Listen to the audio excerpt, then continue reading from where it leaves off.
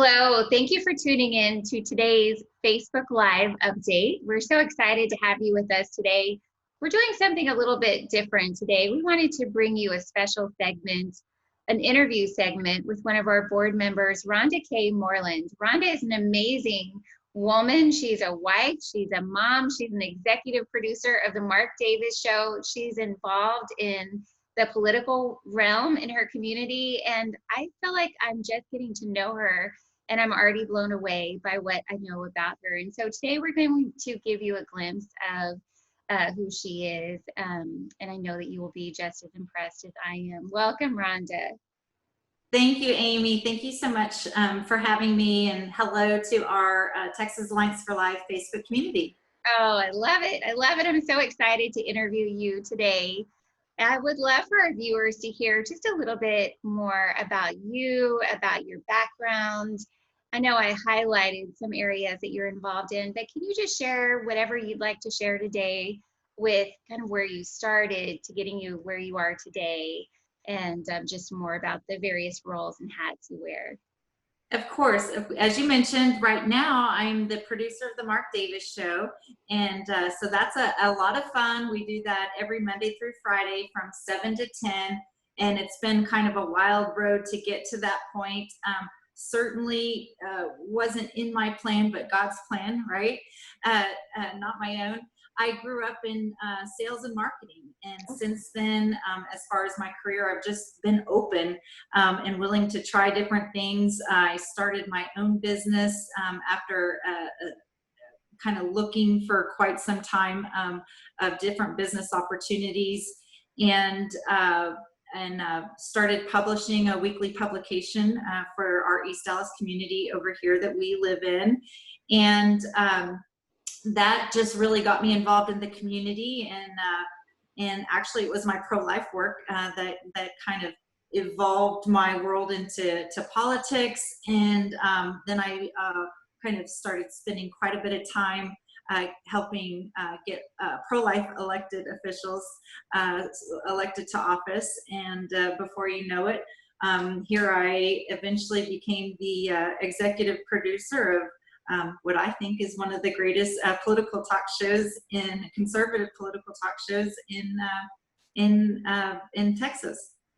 I have enjoyed listening to the Marc Davis Show. I have to admit that I only found out about it from you and from getting to know you as a board member. I know Dr. Poyman has been interviewed a couple of times, and now I just listen on occasion. I know you send me something you think I might be interested in, and I tune in to those shows, and I love it. Marc Davis is amazing, and you do a great job.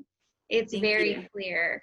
And I love how you talked about kind of the evolution of where you started to how you got to where you are. And that seems so often the case, that we just do what's in front of us, and then the next thing and the next thing, and before we know it, we're in this place that blows our minds probably just as much as other people tell us their minds are blown by what we do and how extensive our background is. And so I love how humbly you just kind of said it just happened as you progressed.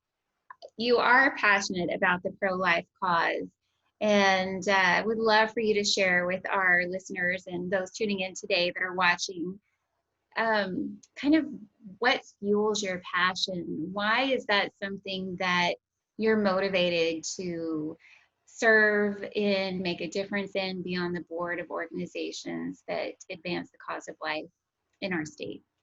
Well, it's funny that you kind of started with the question of like who you are. You know, who are you, Rhonda? Like, what do you do?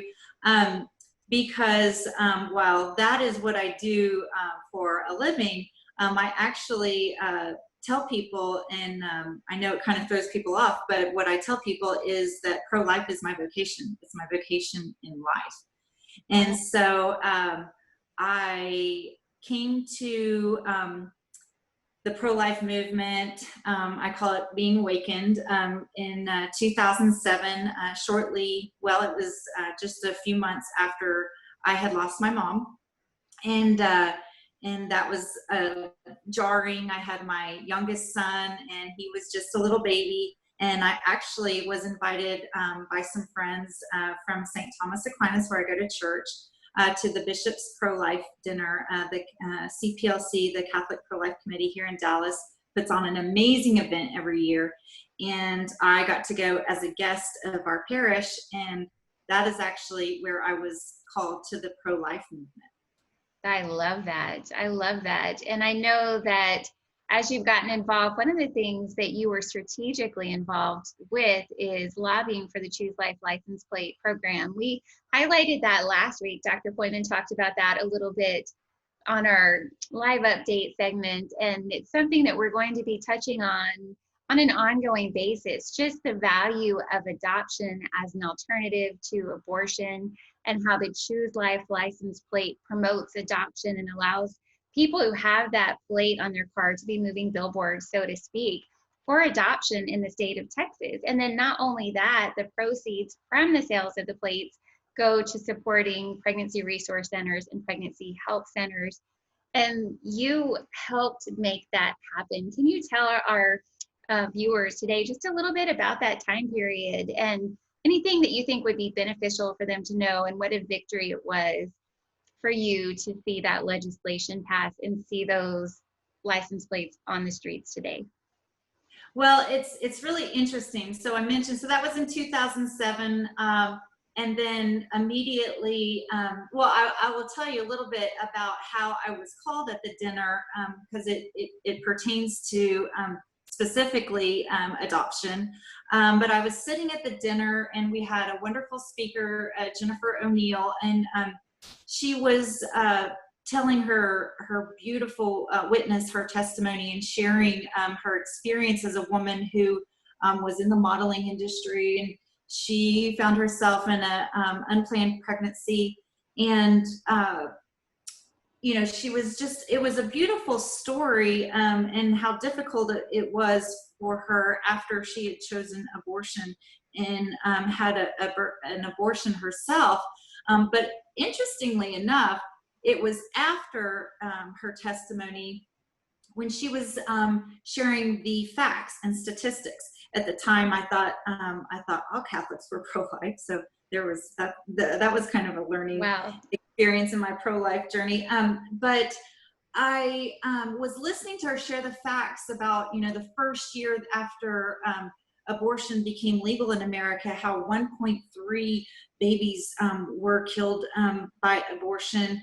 And it just kind of hit me, knowing that this had become law in 1973, and it was kind of at that moment. And I had a very, after just losing my mom, I was just very in tune with the whole life, and you know, the aspect and life issue, that it hit me sitting there after what I experienced the last 3 months, that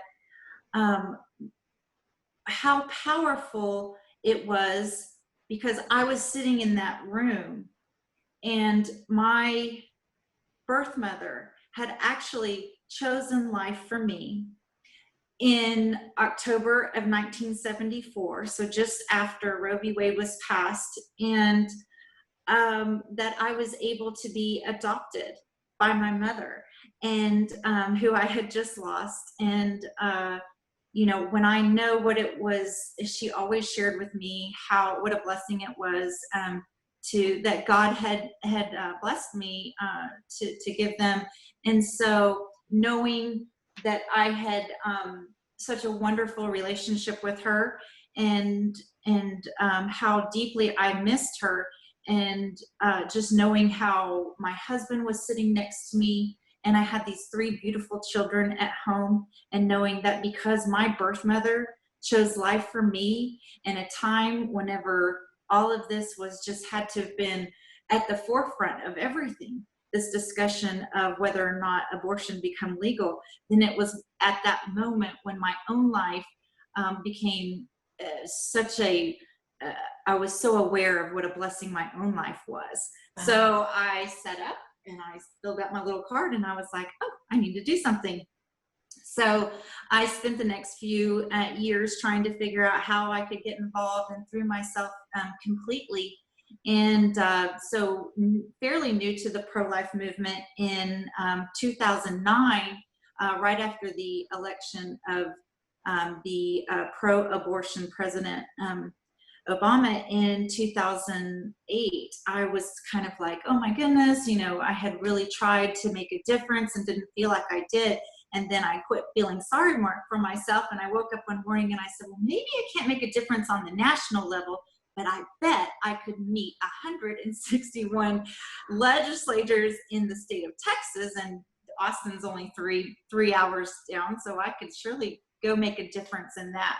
And so I kind of switched my efforts towards the state of Texas, and feeling like, well, I didn't as an individual feel like I could make a difference on the national, that maybe I could focus on my own state and do my part.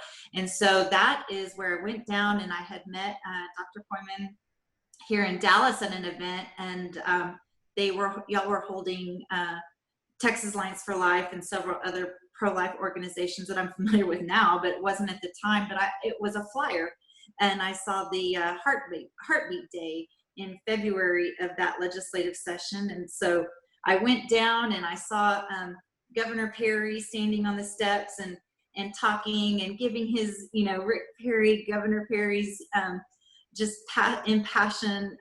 He was such a passionate warrior for life for our state. And I saw Dr. Poyman up on the steps. So after Governor Perry got through speaking, I went over and said, hey, Joe, I don't know if you remember me, but we met up in Dallas. And he was like, oh, what group were you here with? And I was like, well, I wasn't here with any group. I just came down on my own. And he was like, oh, well, there you go. Well, what would you like to come meet some legislators?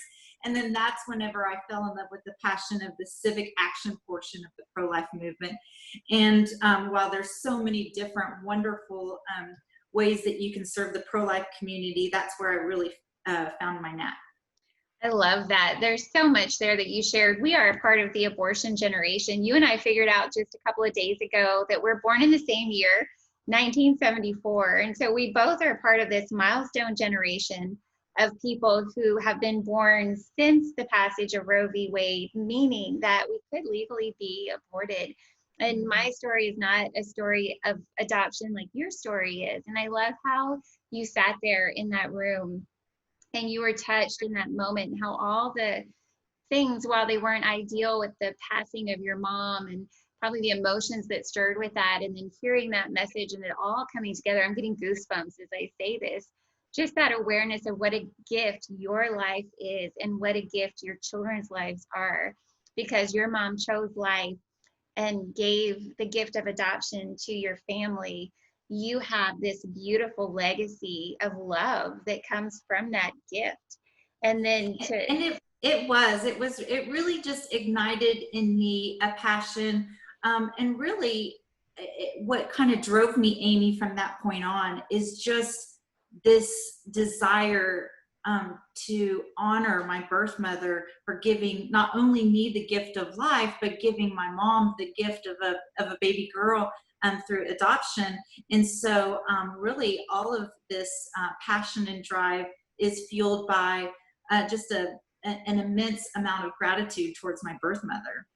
I love that. That's an amazing gift of love to give back to the community. And yes, you had asked about, so how I became, so that's how I got involved. I shared with you about how I became involved in the civic action portion of the pro-life movement. So went kind of back and forth down legislating, and before you know it, the opportunity for the Choose Life license plate came, and Dr. Joe and some of the other leaders in the pro-life movement, they kind of asked, well, and my state senator at the time knew that I was passionate about that. And so they asked me if I would be interested. He was one of the co-sponsors for the Choose Life license plate bill. And this is a bill that they had tried to get passed before and in previous legislative sessions. But they asked me if I would be a witness in the Senate committee. And so I was like, wow, I mean, what an opportunity, because we saw in that legislative session, we really learned a lot about how powerful. I believe the license plate originated in Florida, and the couple that kind of helped bring it to Texas you know, when they shared, and I shared this in my testimony in front of the Senate committee, how when that license plate is sitting on a car in front of you, that it can truly be that sign that somebody's looking for. I mean, how many times do we in life say, you know, oh, I just need a sign. And here it is, you know, driving around with a sign right in front of you as you're sitting there, you know, just scared and confused. That's beautiful and that's powerful. And that's so true that we do often pray for a sign. And this is a way that we can be used by God, used to help people choose life, so to speak. That's the name of the plates, choose life license plates. And now And today we I see encourage them. people, yeah, I would definitely encourage people, you know, they're like, oh, well, you know, what can I do? How can just one person make a difference? And hopefully, you know, I've shared with everyone, but really just, you know, buying one of the license plate, then Yes. you could be that last, you know, front line for that young woman or that young couple or older couple for that matter, you know, who finds themselves in an unintended pregnancy. I love that. We actually have information on our website at texasallianceforlife.org about the Choose Life license plates. You can go there and get all the information about purchasing them. They're very reasonable. And they don't only help point to life on the road, they also benefit alternatives to abortion in the state of Texas. And those funds go to pregnancy resource centers and other programs in our state. And so this And program, I know you serve on the board of a crisis pregnancy center. yeah. I also have the honor of serving on the board of a crisis pregnancy center here in Dallas. A little plug for Birth Choice of Dallas. But our crisis pregnancy center is actually positioned right there at the late term abortion clinic at Southwestern. Wow. Well, your life is being used to save lives. And I have a feeling that you're still only getting started. It's amazing to see. But I am enjoying getting to know you more. I'm excited that our viewers got to get a glimpse of who you are and what you do and how amazing you are. I want to encourage you who are watching today, check out our Choose Life license plate page on the texasallianceforlife.org website. Check out the Marc Davis Show and you can see a little bit of Rhonda's work. And you know, we just want to encourage you to get involved in the same way that she did with getting involved in testifying to see legislation come to pass. We're going to trust if you're feeling stirred today to make a difference in the pro-life movement, that you'll be led to the right place, whether it's volunteering in a pregnancy health center or helping legislation get passed. But there's some information about ways to get involved on our website as well. And you can also reach out to your local pregnancy resource center or pregnancy health center and find out how you can serve there. Rhonda, thank you for being with us today. Thank you, Amy. Oh, it's such a privilege to have you. I've enjoyed chatting with you, and I hope you guys who are watching have enjoyed listening in today. We'll see you next week. Have a great week. Bye-bye.